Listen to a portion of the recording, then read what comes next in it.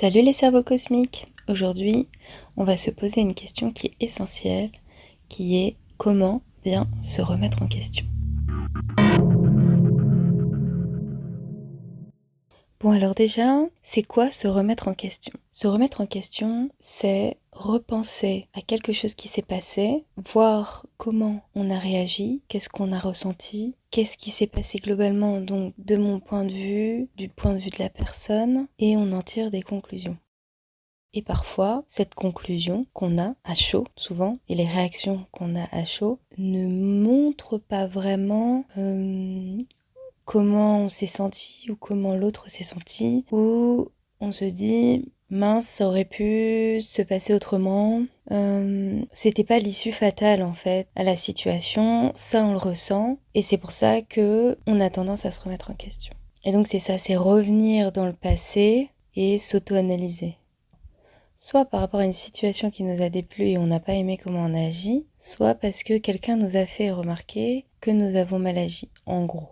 En tout cas, on sent qu'il y a un malaise quelque part. Et du coup, on a envie de se poser des questions par rapport à ce malaise. Quand j'entre dans une nouvelle remise en question, parce que pour moi, c'est vraiment ça, c'est j'entre dans une remise en question.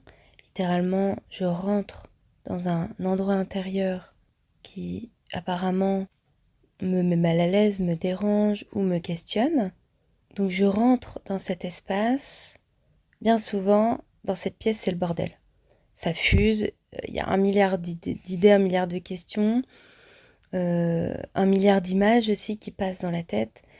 Et là, tout le travail, ça va être déjà de choper juste une première idée, une première sensation, une première question, de la regarder sous tous les angles, de commencer à apporter des réponses face à ce que je suis en train d'observer et de tirer comme ça le fil rouge et toujours poser des questions.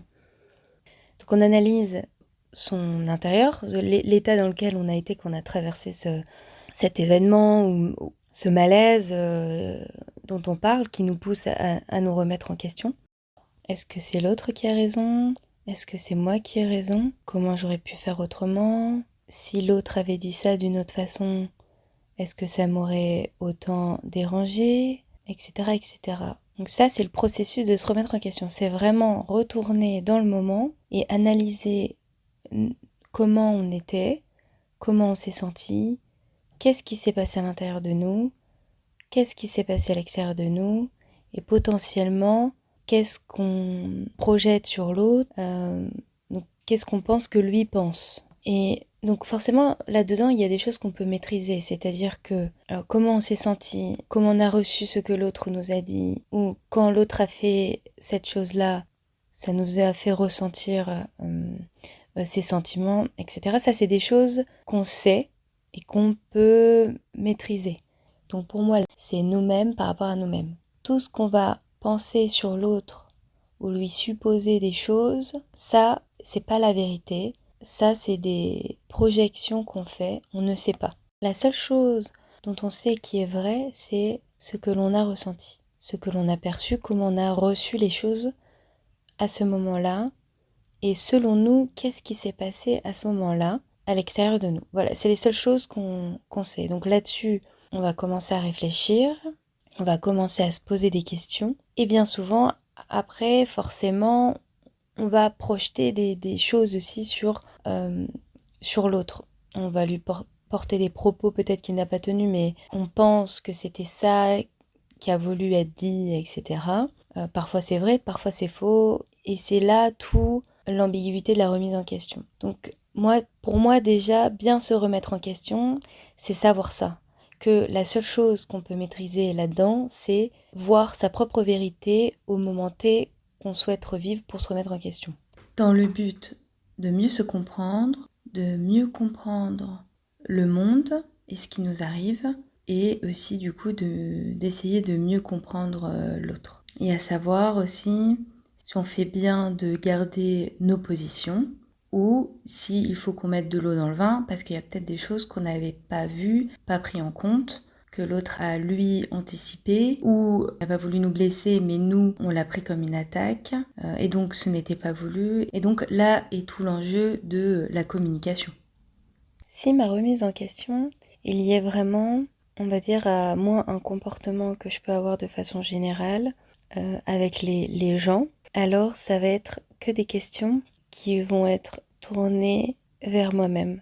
Par exemple, je trouve que souvent je suis timide ou mal à l'aise au travail. C'est pas lié à quelqu'un ou à une ambiance ou tout ça, c'est de façon générale. Je peux être mal à l'aise dans des endroits que je ne connais pas. Pour moi, c'est quelque chose qui me dérange énormément parce que j'ai envie d'avoir une vie qui soit cool. Je veux pas être gênée dès que je dois aller découvrir des nouveaux lieux parce que j'adore aller découvrir des nouveaux lieux, par exemple. Et donc, je vais commencer à voir qu'est-ce qui me rend mal à l'aise dans le fait de découvrir, par exemple, des nouveaux lieux. Bah, c'est que je ne connais pas l'espace. Ok, alors si c'est parce que je ne connais pas l'espace, je peux peut-être regarder avant sur internet un petit peu comment est l'espace. Oui, mais parfois je sais pas d'avance où je vais. Oui, donc dans ces cas-là, bien respirer avant et se dire qu'il n'y a pas de mort d'homme. Vraiment se replacer dans le fait que là c'est une réaction qui va me générer du stress, mais en vrai, il n'y a pas de danger réel de mort. Ça, c'est un truc qu'il faut souvent se rappeler, c'est que il n'y a pas de danger réel de mort.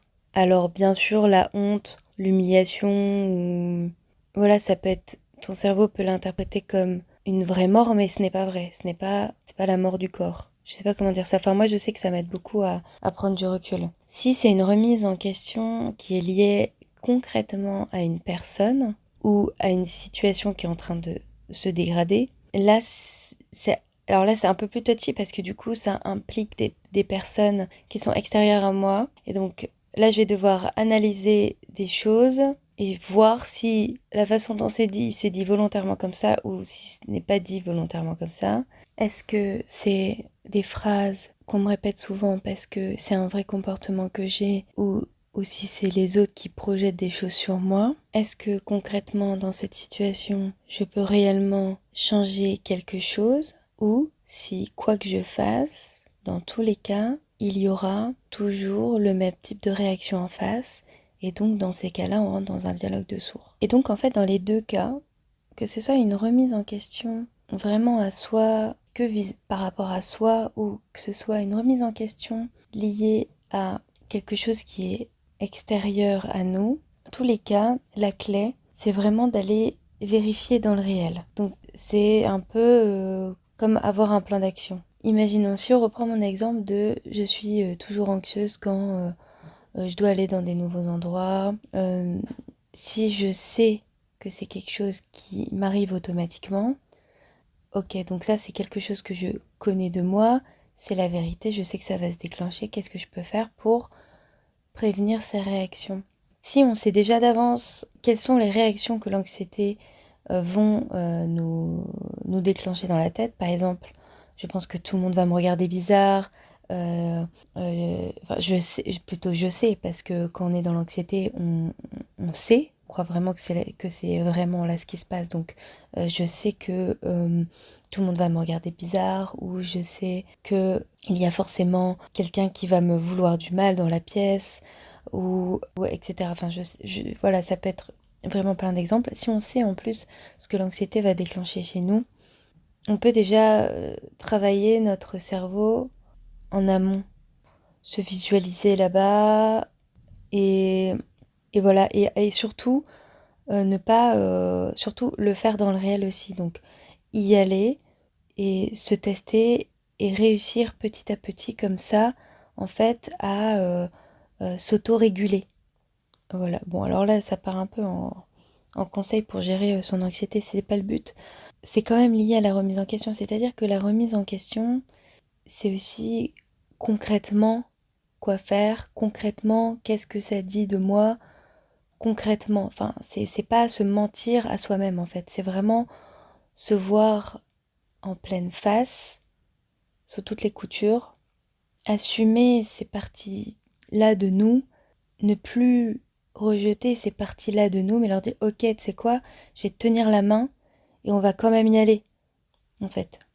On va quand même réussir à avoir d'autres réactions parce que quand je me suis tellement posé de questions et que j'ai tiré bien le fil rouge jusqu'au bout et que je pense avoir trouvé le bouchon qui bouchait mon tuyau là, qui me déclenchait, ou cette épine, ou enfin je ne sais pas, c'est complètement imagé, mais c'est pour dire qu'une fois qu'on a vraiment trouvé là le truc qui nous dérange vraiment, le truc qu'il y a derrière, de, derrière tout ce qui se joue, et bien maintenant on est capable de se prendre la main et d'avoir d'autres réactions. Vu qu'on a pris conscience de toute l'histoire, mais forcément on va avoir des portes qui vont s'ouvrir quand on va être amené à être de nouveau dans dans ces situations. Voilà, je dis pas que les portes sont faciles à prendre, à ouvrir, voilà. Mais en tout cas, au moins, on va avoir des possibilités de réagir autrement et de toute façon, vraiment, vous allez le sentir que vous avez possibilité de réagir autrement. Il y a un choix qui va être possible, en fait. Là où avant, il n'y avait pas de choix, c'était automatique, là, il va y avoir un choix. Parce que le subconscient est remonté à la conscience. Vu que vous avez farfouillé comme ça dans votre conscience, vu que vous avez mis en lumière des parties de vous, donc en gros c'est le subconscient qui remonte à la conscience, et donc déjà vous avez fait plus de la moitié du boulot. Et après, il y a à choper les portes et à savoir est-ce que je veux agir encore comme ça ou agir ou réagir différemment. Je pense que le plus important dans la remise en question, au-delà d'aller chercher là ce fil rouge et de le tirer juste à temps qu'on sente ce bouchon là qui bouche et que c'est bon, on l'a enlevé, de toute façon vous allez voir, vous allez le savoir quand vous êtes arrivé au bout du truc, parce que souvent il y a quelque chose qui se passe de l'ordre émotionnel. Vous avez envie de crier, vous avez envie de pleurer, vous avez envie d'aller courir, enfin voilà, peuvent même avoir une réaction au niveau du corps. Et donc là, c'est que vous avez bien fait, enfin j'aime pas ce terme bien fait, mais c'est que vous êtes allé vraiment au bout du truc. C'est que vous avez osé euh, aller derrière et ne pas mettre sous le tapis comme d'habitude, soulever le tapis et regarder qu'est-ce qu'il y a comme poussière derrière tout ça. Et je pense que justement c'est très important de ne pas se voiler la face. Parce que je comprends qu'on puisse avoir de l'ego avec les autres ou dans des situations extérieures. Je peux comprendre que ce soit difficile d'assumer certaines parties de nous face aux autres. Mais par contre, j'avoue que j'ai du mal à comprendre, enfin, ou en tout cas, je trouve ça vraiment malsain. C'est pas malsain le mot, mais je trouve ça vraiment dommage qu'à l'intérieur de soi, on n'ose pas enlever là toutes les barrières de l'ego et réellement se voir en face, quoi. Et en plus, l'avantage avec le fait de pas se mentir à soi-même, c'est que déjà on se réaccorde une confiance à soi, c'est-à-dire on est notre propre personne sûre, quoi. On recrée un espace sûr à l'intérieur de soi, on se redonne confiance et on n'exclut plus ces parties de nous là qu'on rejette, mais on accueille tout et ensuite on les transforme ou pas comme on veut.